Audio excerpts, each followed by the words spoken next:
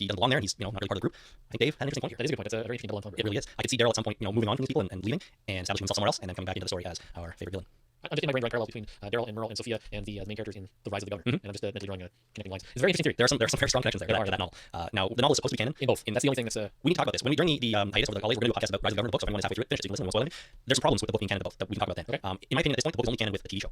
So far, yeah. But that being the case, it would be impossible, I would think, for Merle to be for Daryl to become the governor. I mean, not totally impossible. I think some things happen that don't quite line up. Right. However, that aside, we can talk about it in a future episode. I think this is a really, really interesting theory here. And that line, I mean, it would make me really, really happy if the writers and the people producing the show actually were thinking on that grand scale and that far ahead when writing a line like that. Because that line didn't seem a lot of place. Because it set me up to think that Rick was there and was going to grab Daryl's hand to help him with that last little bit on the ridge. Right. So that's take your buddy Rick's hand, and the hand comes up. His hand comes to the right hand, and the hand that Merle got off comes up and slams onto the top of the cliff. And I was just expecting Rick to pull him up that way. Yeah. Because of that line. What does that line mean? He takes his hand and goes skating through the forest, shooting squirrels. Yeah, I don't know. I think there's a lot of possibility there. I think I'm gonna say right here, I think Dave's a genius for coming up with this because it hadn't occurred to me until he said it. Very, very interesting. Very interesting. So for our choices, we got a couple emails from listeners. Lee from the location. He sent in a bunch of photographs. Did you see that one? He's gonna steal mine. No, I chose one. I chose one of his list, and it's simply Andrew shooting Daryl, which does not help to encourage stealing his notecast. Interesting point there.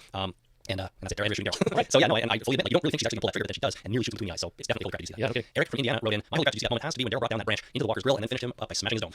He went medieval on his ass. So it was pretty cool. He just took that branch and just crossed him right in the face and then stuck it right through. So that was a good choice. Very ouch, a very ouch choice. My holy crap to see that moment is a little bit more of a. It's funny when it's almost a production and or editing choice. Okay. It's not so much a scene, but it is when Daryl initially falls down off the horse. I think it's when he falls off the horse and he's sliding down the cliff into the belly where the water is. There's a shot, basically a Daryl cam. There's a shot where you see kind of from his perspective sliding down the hill. The camera's strapped to him and it's going down the hill with him. I thought that was a really cool shot, and it might have been missed by a lot of people if you were watching for it, but I kind of went, holy crap. It's strapped to the camera, the guy or something, and rolled down the hill. We still haven't had a shamble cam. No, we haven't had a zombie perspective cam. That's right. That'd be pretty cool. That's right. Yeah, that'd be pretty neat. Just half for a quick shot. Yeah, totally. Let's get the zombie perspective. So anyways, if you missed it, Daryl had a camera strapped to him or something that fell down the hill, and I thought that was pretty cool. So what's yours? My holy crap, did you see that moment is when Daryl shows up after he's been shot and they notice he has a bunch of ears on the necklace, and then Rick tugs all the ears off and puts them in his shirt. Yeah, no one needs to see that. Well, I thought the first time I watched it, I thought he just tugged them off and threw them away. Right, that's gross. What's the matter with you? He tugged them off. It looked like he threw them away. But then he tugged them into his shirt. It is a strange choice, you know. So those ears are still kicking around, and Daryl's gonna want his zombie ears back. He's starting a collection. He's gonna have the big string squirrels and the big string zombie ears. That's what he hunts. A belt of squirrels and a bandolier of zombie ears. Is that a bandolier one put around your shoulder? Yeah, that's what Chewbacca has. He's a bandolier. That's right. So one of those zombie No, I ears. think the bandolier will be of squirrels. He had the bandolier of squirrels in the first season. He had more of a fish stinger or But he had it wrapped over his shoulder Okay. at one point. And then I think that either he'll have a necklace of zombie ears or he'll make a nice big zombie ear headdress. A big hat. A big hat. It flows down like really long hair. And it's all finely interwoven zombie ears. Sounds like a lot of work and really He's stuff. got some time. He needs more crossbow bolts. He's only got that one bolt left. It's already been through him once. That's the last one. It's the only one. That's why he can pull it out of his belly because he had to put it in there. He's only got one bolt left. That makes a lot of sense. He's screwed. He needs more arrows. Yeah, he's gotta go to the hardware store and find some crossbow bolts. Sure. I don't know, maybe in the leather or Georgia come up here. I wouldn't know where that would go. Well, you can you can give it like hunting stores. I can't list hunting stores for one. Von Mills Mall have one. There's also one at Highway 7 and Woodland. All right, well there you go. Now that everyone knows exactly where to go get hunting stuff in the DTA. There was an army surplus store at Young and Wellesley that had crossbows. They're really close. All right, I think that's a little bit too much inside baseball for most people. Sure. But hey, that's it. So if you have a holy crap, you see that moment from the last episode or really any episode of The Walking Dead, send it in to us and we will read it on the air. We'll talk about a bunch of these. Jason, I think that's going to do it for this week's podcast. I agree with you, Victor. If you would like to contact us, please do so at 1-866-483-ZOMB. That's 9662. It's a toll-free call. You can send all questions, comments, or anything you have to that. You can find us on Twitter at twitter.com/talkingdead or on Facebook at facebook.com/thetalkingdead. There's been a fair bit of activity over on Facebook lately, so you can join some of the conversations there. You can also comment on this episode or any other one at talkingdeadpodcast.com. There's lots of comments there. Finally, if you want to email us, you can do so at talkingdeadpodcast@gmail.com. And with that, for The Talking Dead, my name is Chris. And my name is Jason. And we'll see you next week when we cover secrets. Bye.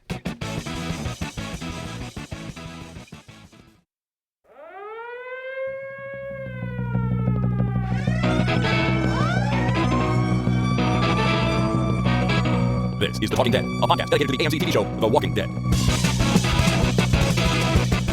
Good evening, everybody. My name is Chris. And my name is Jason. And this is The Talking Dead number 61 for Monday, November 21st, 2011. Thank you very kindly for joining us once again. How's it going, Jay? It is going fine. How's it going with you? It's going okay. I don't normally like, as a general rule, I don't like to use this platform, this podcast here as a soapbox. Really? Mostly because I generally don't have much to say, but also because it's not the purpose of the show. We're here to talk about The Walking Dead and nothing else. Okay, are you going to change that rule? Well, End it? I was so upset about something on the way home today that I just wanted to throw it out there that I think, and you can tell me if this is inappropriate for the content of the show, Okay. but I think that the transit system in this city is the most colossal piece of shit in the universe. Well, I don't know about the universe. I hear Elvis Train is a pretty crappy subway. It took me an hour and 20 minutes to get home, which is like, what, 10 kilometers from my work to my house, which on a subway normally should take, I don't know, 5 or 6 minutes. And the problem is, I have to let train go by because they're too busy to fit anyone else on. I don't know, but so yes, I've had problems with the TTC. You have to be challenging sometimes. Whether or not it's the worst colossal piece of crap in the universe, I don't know. Whether it's appropriate for this podcast, no. It was brutal. And that's why we're recording late. I felt bad because we have to go so far to get home. So Yeah. I blame the DTC. Let's move on. All right, soapbox put away. Soapbox put away. Let's move on to this. The Walking Dead news. That's right. It is time for The Walking Dead news. We got lots of good stuff coming up. But first in the news, let's look back at the ratings for last week. That episode was called Chupacabra. It scored a 3.2 with 6.124 million viewers. That, of course, is in the 18 to 49 demographic. As am I. Yeah, as right in there. It's almost the same ratings as the week before. It is a 0.2 decrease from the week before. So very, very close. Look at that. The 11 p.m. repeat scored 1.0 with 2.2 million viewers. Yeah, all I ask is that 50% of those people listen to this podcast. I don't know if we can handle that kind of traffic. So 3 million people. It's a problem I'm willing to take on. Yeah, let's call it a challenge. Yeah, 3 million people. What the heck? That'd be amazing. AMC's Talking Dead ratings came in at a 0.6 with 1.164 million viewers, a gain up from the week before. That midnight time slot is not challenging them as much as I would. It's not, and I have a theory here. I think it's due to better guests. They're getting better guests on now that they had at the beginning. Although I wouldn't say that Robert Kirkman on the second show was a bad guest. He's just not the right person to have on that show because he can't talk about it. Yeah. Right. What's that? I can't tell you. Yeah, What do you think? I can't tell you. No, can't say anything.